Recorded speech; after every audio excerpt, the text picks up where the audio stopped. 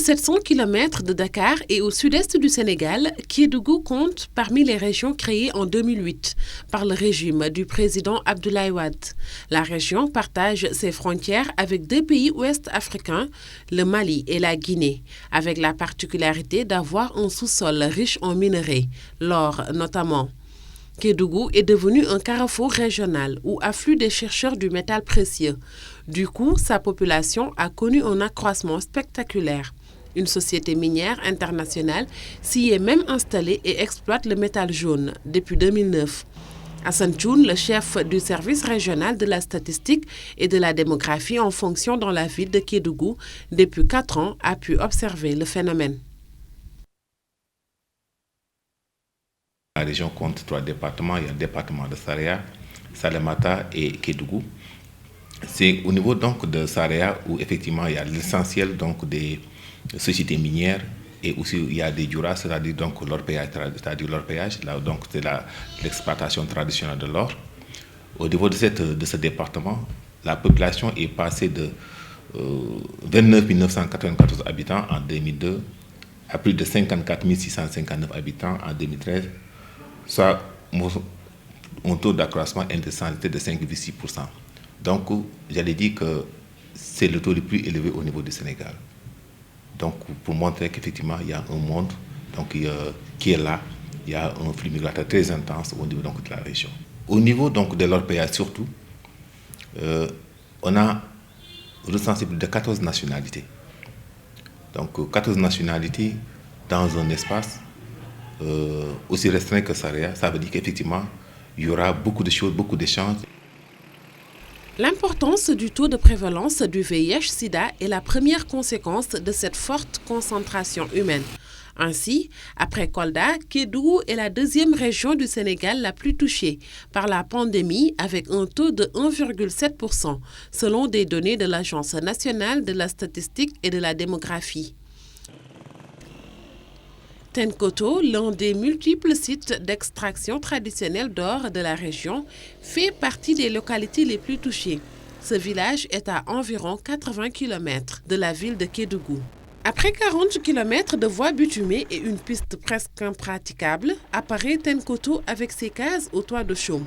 Séjour du conseil de village avec en bonne place dans les discussions un point sur les actions de lutte contre les maladies sexuellement transmissibles. Nous réunissons souvent toute la population. Les filles de joie participent à ces réunions. Je leur demande souvent d'aller se faire consulter par les médecins.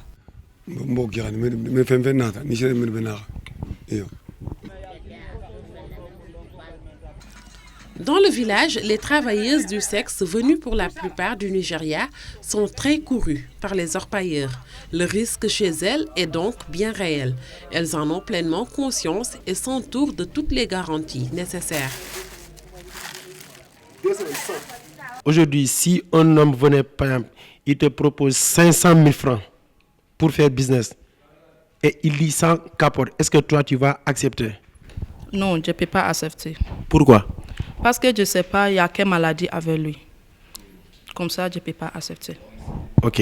Les préservatifs sont donnés tous les jours de manière gratuite à la demande. S'il vient ici, on lui donne les préservatifs. On a fait affaire des dépistages au niveau des travailleurs de sexe. Et aussi, au niveau aussi dans le cadre général, quoi, on a fait beaucoup de dépistage de masse. Quoi. On a des cas parmi les masses, parmi ces dépistages, on a toujours des cas quoi, qui sont là dans la population. Mais c'est généralement dans la population. C'est très rarement que j'ai véritablement des cas quoi, au niveau des travailleurs de sexe. Ces résultats encourageants sont la conséquence des efforts combinés entre le gouvernement du Sénégal et les organisations non gouvernementales dans la lutte contre les infections et maladies sexuellement transmissibles. Depuis 5 ans, Mamadou Cissé est le point focal de l'ONG américaine FHI 360 à Kédougou. Il envisage l'avenir avec beaucoup d'optimisme. Toutes les couches de population sont impliquées dans le cadre de la réponse. Aujourd'hui, nous avons un indicateur qui était là, qui était les préservatifs, l'utilisation des préservatifs. Juste pour un exemple, dans un moment donné, dans un département, on dépassait facilement les 150 000 préservatifs par mois.